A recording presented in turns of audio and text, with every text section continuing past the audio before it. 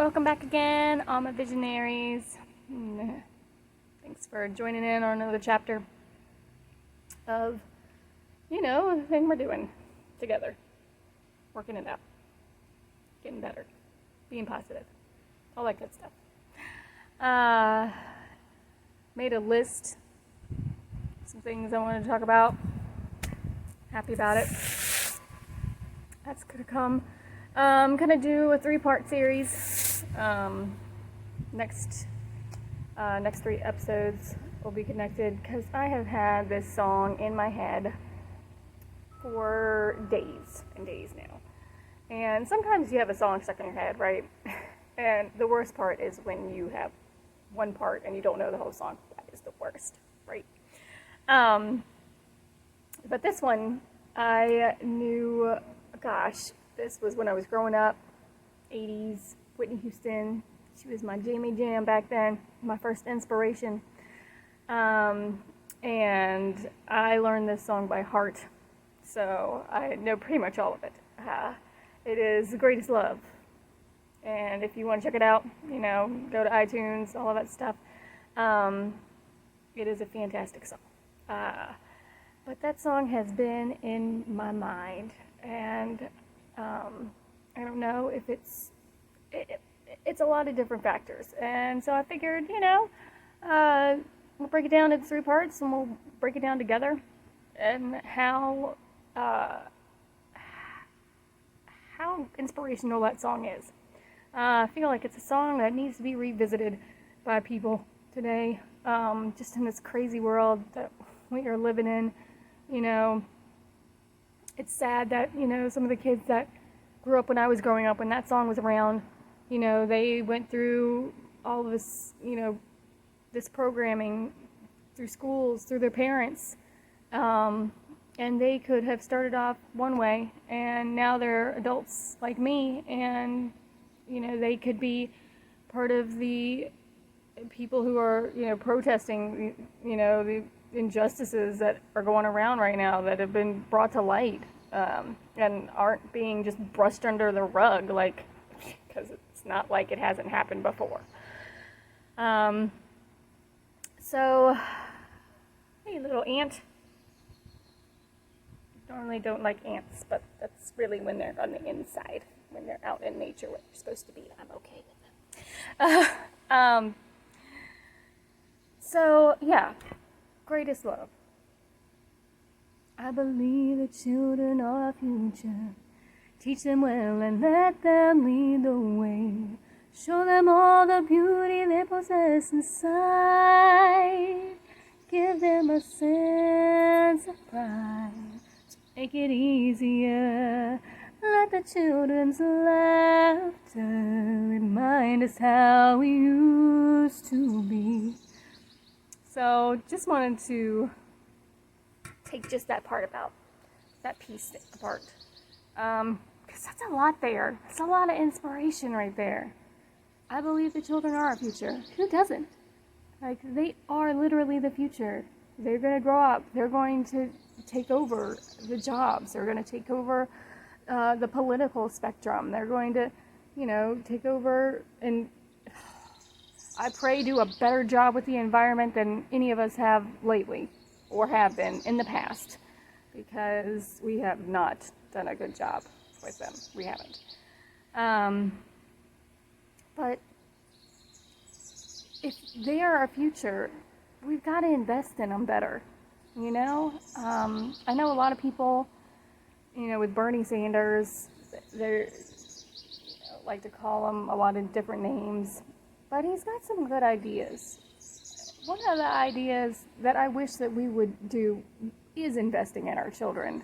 And the fact that the inflation rate on how much college costs versus what it cost when, our parents or our parents' went to college is such a major difference. I'm actually going to be going through this book that my husband introduced me to, and it just kind of talks about the last generation and their whole mindset and kind of how they screwed over a lot of us. because of their like sociopath tendencies. And so that'll be a later episode when I get done with that.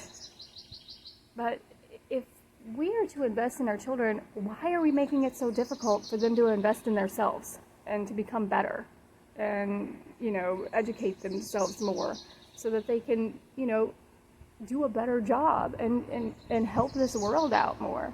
It's insane. That's one thing, I keep hoping and praying that our vibration will raise up enough to see that,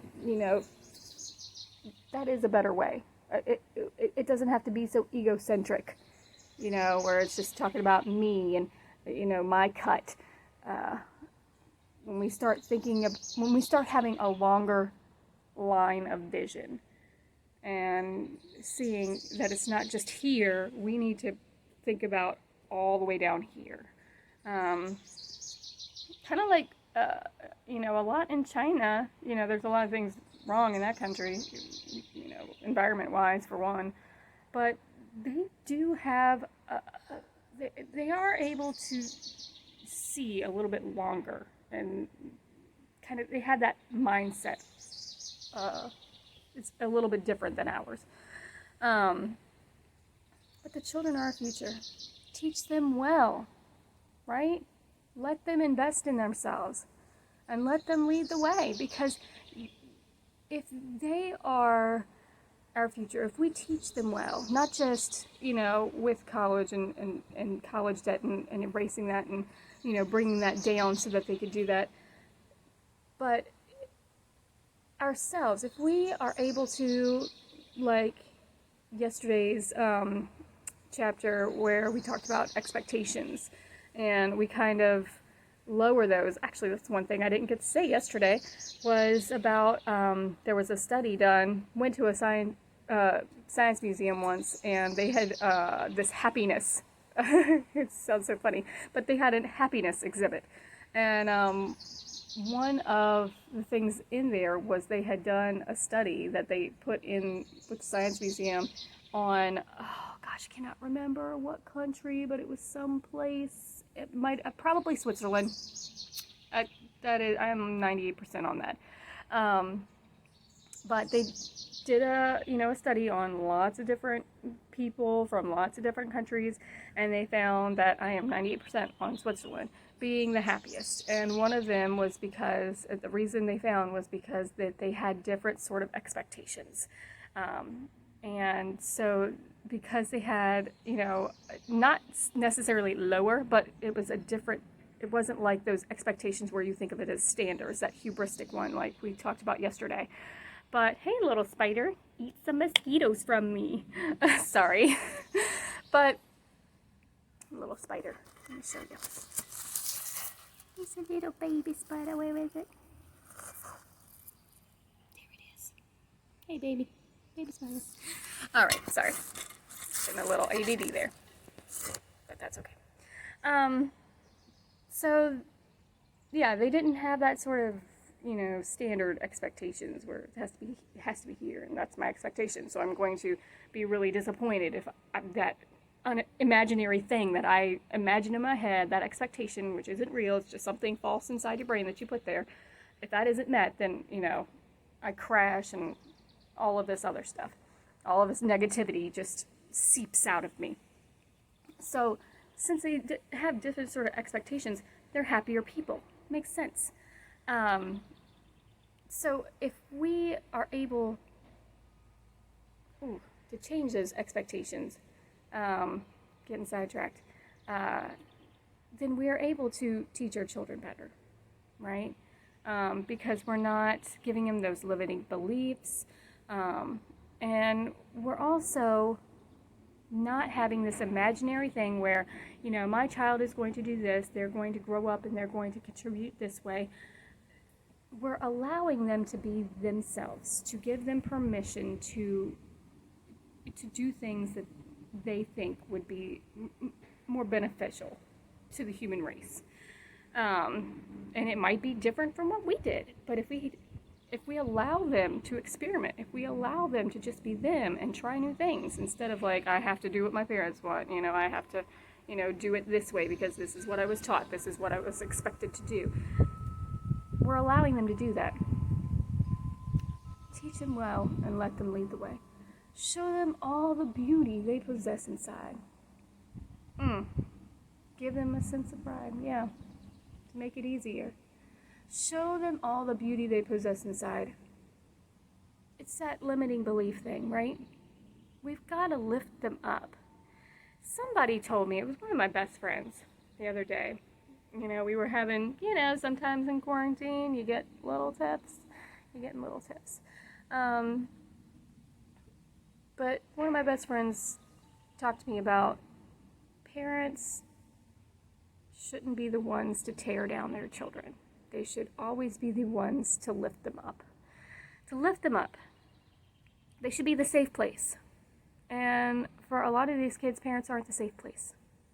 And I'm sure it's the programming. You're typically the type of parent that your parents were to you. That is the typical thing. Are there atypicals? Absolutely. And, my best friend's one of them. Her parents, especially her mom, she's told me stories where, it was hard. She loves her, of course, but she wasn't like the greatest parent in her mind. And she went about it like when she became a parent, she knew what she didn't like and she chose to be different. I'm choosing to do it a different way. I'm going to be the opposite of that. And that's such a great way. We're not all capable of doing that. Some of us are so hardwired into that like fight or flight kind of thing. I know with me, while I was growing up, my parents, it was, pretty volatile in the house by the time I was, born and able to understand the English language. So I kind of knew what was going on, and they fought a lot. And it was really stressful. It was a really stressful environment. I went out in nature a lot to escape. Kind of became like an escapism. That was part of, my personality. Also, it was very high stress. So, there were some other things that developed from it. And I've seen myself do some things. I've catch myself. No, that's not the way we should do it. And I have to work really hard to see myself instead of being on autopilot, so that I don't keep that cycle, because I don't want that cycle to continue with my kids. I don't want them to grow up like that and then do it to their own children. It's got to break so that they're better.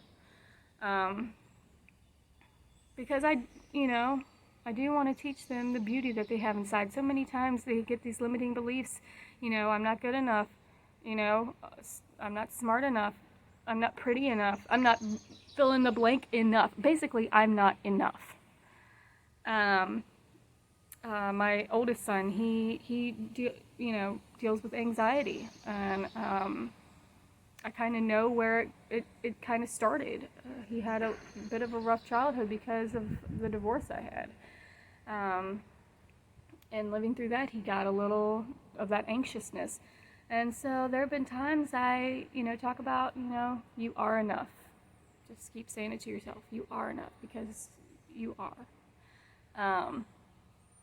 And when they feel beautiful, when they feel enough, they can do anything. They are free to dream. They're free to manifest. It's so much easier to manifest your reality when you're coming from a place of positivity. When you are coming from a place of negativity, it's 10 times harder. Could it work? Yes. But there can be some consequences because it's coming from a place of negativity. When you're coming from a place of positivity, I have noticed that things, even though it you go through a little path, things just fall into place, and you're like, oh man, that worked out perfectly. Oh man, I thought that was not really great, but seeing it now, looking back on it, wow, that was actually kind of perfect.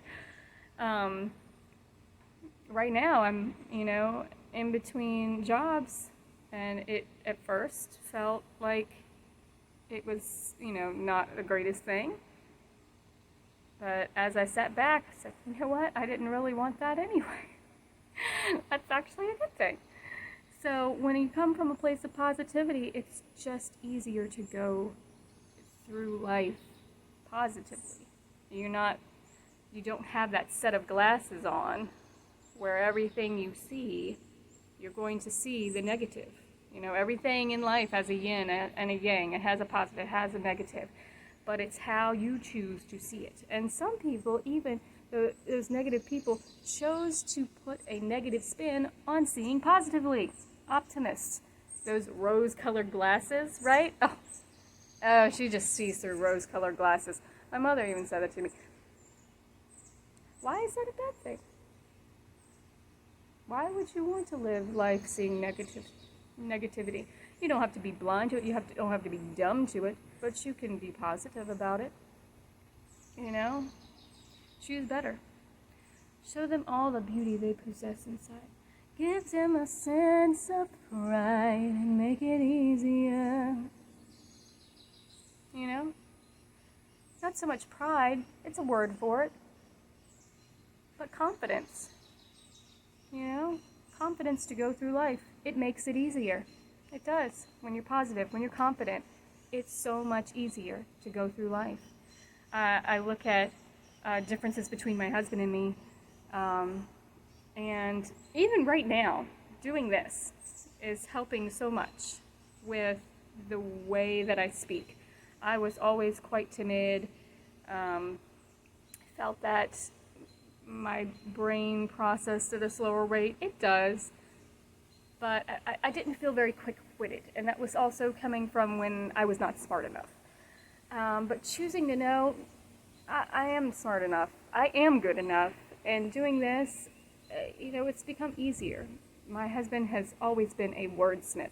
He is so phenomenal with some of the things he comes up with, just on the fly. And, everybody's different. It's what makes us beautiful. It's what makes us perfect, We don't have to be the same, but we're perfect in all of our imperfections. And, I feel as though, being able to speak like that does help with the confidence level in some ways. But your own confidence, feeling beautiful, feeling good in your own skin. Like, I might not look like her. I am not a supermodel. I don't have legs a mile long. Even the differences between my sister and me. We love each other. She's my best friend. But I know sometimes we'd sit back and go, if we combined ourselves, we would be the perfect girl. Because she's like tall and slender, and I am shorter and curvier. And we always were like, if we could just put us together. But becoming comfortable in your own skin, right? Having that confidence, having that pride in yourself makes it so much easier, in life, to manifest, to, speak to people, to go on job interviews, anything. Just day-to-day life, love in general, having a relationship. It helps. If you know that a relationship has a problem, you're not afraid to leave it at that point. Here's another one for another episode, but I was in an abusive relationship in college. I dropped 3 stories to get away from a man. I walked away from it. I had some internal bleeding in my liver. I had to be on bed rest for a while, but I walked away from it. And I still went back to him. And it was that confidence, So, give him a sense of pride. Make it easier. Let the children's laughter. This is, this line. Let the children's laughter Remind us how we used to be. I tell you, that line gives me goosebumps, almost breaks me down into tears every time I sing it, because it is so true. You see, like, grandparents, how they get around their grandbabies, and they light up. They become 10 years younger, 20 years younger. And as a grandparent, oh, that's one thing I've got to put on my list. You are at a different state than a parent, than a child, right? You can't have a different perspective at that point because you've had different life experience. You've had, every decade you are in a different place than you were a decade previously. And, you kind of notice, like, you're always, if you're a parent or have a grandparent, everybody has a grandparent pretty much. If you have been around your grandparents, you have heard your parents talk about how, they didn't treat me like that when I was a child. You better ask your grandparent this. And I think it's because they are at a different perspective. They're able to see something like, this is a little thing. It's fine if they do this. I'm even like this. My husband and me were talking about how we kind of turn into grandparents with our newest child. She's the youngest. I've talked about it previously that my kids, I have an older set of kids where the oldest is going to be a teenager soon. My youngest is going to be in 5th grade, and then we have this baby. And it's fantastic because the kids are old enough. They don't have this sort of like jealousy thing where they're like, why is the mom giving the baby? They understand, like, babies are a lot of work. They are able to filter. They're out of that theta wavelength. They're into delta, and they understand it. And they are willing to help in any way. They're so fantastic. But because we've gotten another decade, we kind of, and because of, probably a lot because of what happened when she was younger, almost losing a child, whew, that changes you. That changes you as a parent. And she still has some issues. Sorry. She's the sweetest thing. One day I'll put her on here. But, when she asked me to eat a brownie, she's 16 months old, and, maybe a little bit before that she choked on something, and I had to give her a baby Heimlich. At that point, I'm like, go for it. Eat a brownie. I'm just happy you're eating. I will give you anything. Just know that you're beautiful, and you're wonderful, and you can do it all. It doesn't matter. It's a small thing, right? It's a little thing. And there's a saying, some of these things are really good, that it's the little things in life. It's the little things in life that make up life. There are big things. Buying a house, it's a big thing. But it's just a house, right? What's important about it is when it becomes a home. And what makes it a home? It's all those little things. It's all the little things that make it up. So we've got to, understand that these little things don't need these high expectations. They don't need to finish their plate. They don't need to, have this square meal every single day. I have to be this good parent. I have to be this, I have to get them in school. They have to get straight A's. Just let them live. Let them be happy. Let the children's laughter remind us how it used to be a kid. We go through being a teenager and a young adult, and then we get to having a parent, and it's like we forget what it's like to be a kid, and just being able to be a kid, be happy. It's such this precious little time. It's so small. It's so small. Why ruin it? Why ruin it? I'm getting so emotional. Sorry, guys. Ugh. It weighs on my heart because I see it so much. All these little things that don't really matter in the long run. They don't really matter. And when I hear this song, it really helps me to remember it.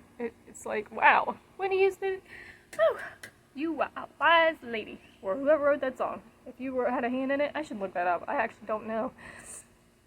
But it's inspirational. It's one of those songs that I think could, help a lot of people be better and to better themselves. So, anyway, look out for part 2. We'll go into the next part of that song because it's just as good. It gets better. It's a great song. Anyway, love you all. Yeah. Live in love.